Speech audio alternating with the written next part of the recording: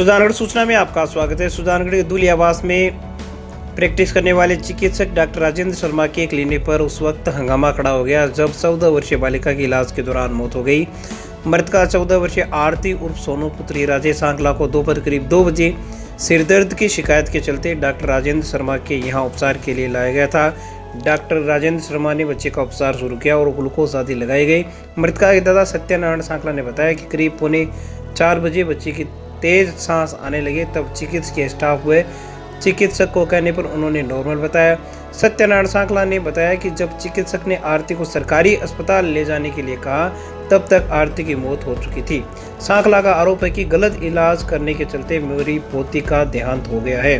दूसरी ओर चिकित्सक डॉक्टर राजेंद्र शर्मा ने लापरवाही के आरोपों से साफ इंकार करते हुए कहा है कि हम रेफर करते या सरकारी अस्पताल भेजते कैसे, क्योंकि बच्चे की तबीयत ज़्यादा बिगड़ी ही नहीं थी। अचानक उसकी मृत्यु हो गई, जिसकी जांच के लिए मैं तैयार हूं। हमारे द्वारा किसी प्रकार की लापरवाही इलाज के दौरान नहीं की गई है। दूसरी ओर परिजनों द्वारा सूचना करने पर पुलिस थाने के सब इंस्पेक्टर हंसराज लोणा मई जाब्ते के मौके पर पहुंचे और घटना की जानकारी ली। फिलहाल पुलिस ने मृतका के शव को राजकीय बगड़िया अस्पताल की मोर्चरी में रखवा दिया है। पूरे मामले में रिपोर्ट होने पर सोमवार को आगामी कार्यवाही होगी। फिलहाल जाँच के बाद ही पुलिस की जाँच के बाद ही मामले का खुलासा हो पाएगा कि इसकी हकीकत क्या है। तो बने रहिए ताज़ा खबरों से अपडेट रहने के लिए सुजानगढ़ सूचना के साथ। शिद्दत हुआ और थोड़ी उल्टी हुई, तब मेरा लड़का है कि 2 बजे से कि घर से लेकर के डॉक्टर राजेंद्र प्रसाद शर्मा के यहाँ इलाज के लिए लेकर आया और डॉक्टर राजेंद्र प्रसाद ने मेरी पोती को देख करके उसको अपने यहाँ ही और मकान में हॉस्पिटल है वहाँ भर्ती कर ली और इलाज चालू कर दिया। उसकी ECG करवा दी, उसका ब्लड चेक कर लिया, जो भी नॉर्मल जांचें हैं उन्होंने कहा कि नॉर्मल जांचें हैं।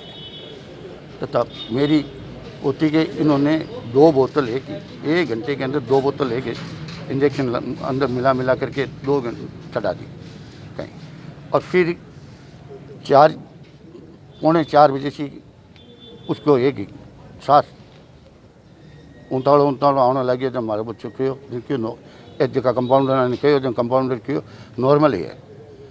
फिर डॉक्टर साहब ने कहा, डॉक्टर साहब ने 2 गोली लिखी, वो गोली ले पड़ो पच आयो जब बिने है कि डॉक्टर साहब आवाज़ दे पड़ो क्यों कि आपकी बच्ची नॉर्मल है, आप एक इसको इलाज के लिए सरकारी अस्पताल ले जाओ। फिर सरकारी अस्पताल ले जाओ तब मेरा बच्चा और मेरा पोता दोनों, जहाँ मेरी बच्ची को बेड पर सुला रखी वहाँ देखी तो मेरी बच्ची की कोई सांसें नहीं थी। आपके क्या आरोप है? मेरा है कि इन्होंने डॉक्टर साहब और डॉक्टर साहब के कर्मचारियों ने है कि लापरवाही से इलाज किया, जिसकी वजह से गलत एक इलाज से मेरी बच्ची के एक मेरी पोती का एक सर्वनाश हुआ है। वो 2-2:30 बजे के करीब लेके आए थे। उस वक्त इस बच्ची को ये कह रहे थे कि सर दर्द है और उल्टी हो रही है। तो प्राइमा फेसाई इसको मानते हुए इसको ग्लूकोज की ड्रिप और प्राइमरी जो जांच होती है ज़रूरी, वो दोनों जांच करवा दी और इसको भर्ती करके ग्लूकोज लगा दिया। ये बिल्कुल ठीक चल रही थी।